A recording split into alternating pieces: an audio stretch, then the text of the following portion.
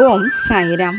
எனது அருமை பிள்ளையே, ஒரு முறை நீ பொய் சொல்லி மாட்டிக்கொண்டு விட்டால் அதை தொடர்ந்து நீ சொல்லும் ஒவ்வொரு சொல்லும் மற்றவர்களால் உரசி பார்க்கப்படும் என்பதை என்றுமே மறவாது. என் பிள்ளையே, உனது தேவைக்காக, உனது சுயநலத்திற்காக நீ பொய் சொன்னால் அந்த பொய்யானதே உன் வாழ்வின் இறுதியில் மிக பெரிய சரிவை ஏற்படுத்தும் என்பதையும் மறவாதே. ஒரு பொய் ஒரு வார்த்தையிலே சொல்வது சுலபம்தான். ஆனால் அந்த பொய்யை மறைப்பதற்காக பல பொய்களை நீ தொடர்ச்சியாக அடுத்தடுத்து உனது வாழ்வினில் சொல்ல வேண்டி வரும். அதுவும் அந்த பொய்யே உன்னை ஏண்டா இந்த பொய்யை சொன்னோம் என்று இதற்காக, இந்த அற்பமான விஷயத்திற்காகவா சொன்னோம் என்று இந்த விஷயத்திற்காக நீ சொன்னாயோ, அதுவே உனது வாழ்க்கையை புரட்டி போடும் அளவிற்கு பல கசப்பான சம்பவங்களும் நடக்க துவங்க செய்துவிடும். அதனால் இந்த பொய்யை நிறுத்திவிடு.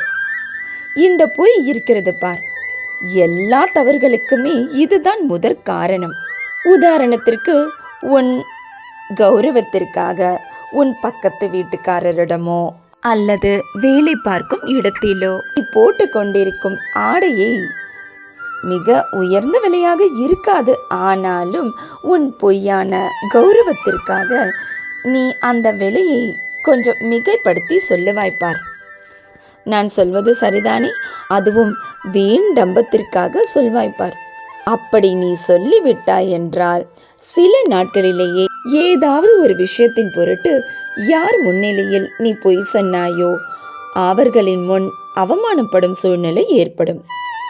அதனால் பொய் பேசாதே. வேண்டுமானால் பொய்யும் பேசாமல் மெய்யும் பேசாமல் அமைதியாக ஒவ்வொரு சூழ்நிலையும் நீ கடந்தால் உன் வாழ்வில் பிரச்சனையே கிடையாது. அதனால் பொய் சொல்வதை தவிர்த்துவிட்டு கொஞ்சம் இந்த சாயப்பாவிற்காக உனக்கு வரும் சூழ்நிலைகளை மௌனமாக கடக்க பழகிக்கொள். அது உனக்கு என்றென்றும் மகிழ்ச்சியையும் தரும். மேலும் யார் முன்னிலையிலும் இந்த பொய்யான கௌரவத்திற்கு ஆசைப்பட்டு அவமானப்படுவதை விட அமைதியாக மௌனமாக இருப்பது மேலல்லவா? நிறைய பேரை இன்றைய காலகட்டத்தில் உனது வாழ்க்கையில் பொய் சொல்வதையே ஒரு பொழுதுபோக்காக வைத்துக் கொள்வதை நீ பார்த்திருந்திருப்பாய். மேலும் ஒரு சிலரோ ஒவ்வொரு நாளும் என்ன, ஒவ்வொரு நொடியுமே ஒவ்வொருவரிடமே ஒவ்வொரு மாதிரியான பொய்யை பேசி திரிகின்றனர். இப்படிப்பட்ட மனிதர்கள் நீ தொழில் செய்யும் இடத்திலோ உன்னை சுற்றியோ இருந்தாலோ இவர்களிடம் இருந்து தள்ளியே இரு. ஒருவேளை நீயே பொய் சொல்லியிருக்க மாட்டாய். ஆனால் பொய் பேசுபவருக்கு நீ துணையாக இருந்தால் அந்த பாவத்தில் உனக்கும் பங்கு உண்டு என்பதை என்றென்றும் மறவாதே. நீ புதிதாக ஒரு தொழில் துவங்க போகின்றாய் என்றாலோ ஏற்கனவே தொழில் செய்திருந்தாலோ இப்படிப்பட்ட மனிதர்களை நீதான் பகுத்தறிய தெரிய வேண்டும். இவர்களிடம் இருந்து நீ விலகி இருக்கவும் பழக வேண்டும். இல்லை, எனக்கு அவர்களிடம் பணம் வந்து கொண்டிருக்கின்றது, அதனால் நான் அவர்களை தவிர்க்க மாட்டேன் என்று நீ சொன்னாயோ, இவர்கள் உன் வருங்காலத்தில் நிச்சயமாக உன்னிடம் பெரிய பிரச்சனை செய்யும் நபராக மாறுவார்கள் என்பதில் துளியும் சந்தேகமே இல்லை.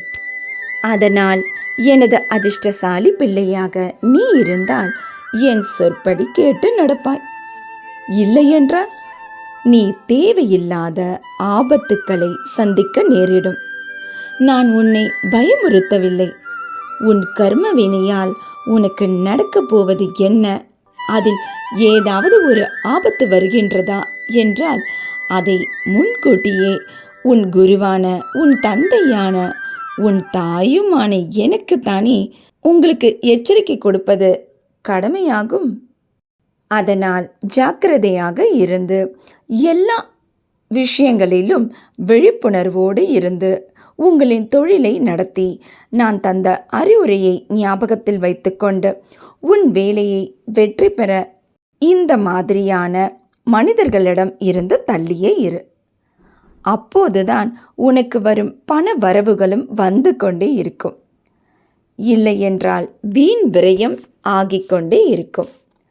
நாளை வியாழனில் கோமாதாவை இந்த படத்தில் உள்ளது போல் நீ தரிசித்து விட்டால், அதாவது கோமாதா தாயானவள் தன் இளங்கன்றுக்கு பாலூட்டி கொண்டிருக்கின்றாள் பார்.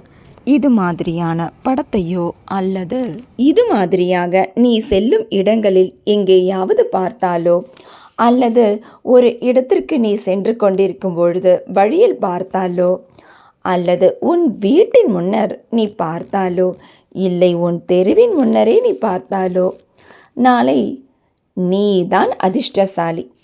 ஏனென்றால் இது நாள் வரை உன் கர்ம வினையால் தட்டி பறிக்கப்பட்ட அத்தனை வாய்ப்புகளும் இனி ஒரு சேர நாளை வியாழனிலிருந்து உனக்கு வாய்ப்புகள் குவிக்கப்பட போகின்றது. இதை கேட்டுவிட்டு வாய்ப்புகள் வந்து கொண்டிருப்பது போல மனதில் சந்தோஷமாக எண்ணிக்கொண்டு எனக்கு இன்றிலிருந்தே இந்த இரவிலிருந்தே நன்றியை சொல்லிக்கொண்டே இரு. இதுதான் உனது வேலை. நீயும் உன் குடும்பமும் சந்தோஷமாக வாழ்வீர்கள். இன்றும் என்றும் என்றென்றும் உன் சாயப்பா உன் அருகினில். வாழ்க வையகம், வாழ்க வளமுடன். ஜெய் சாய்ராம்.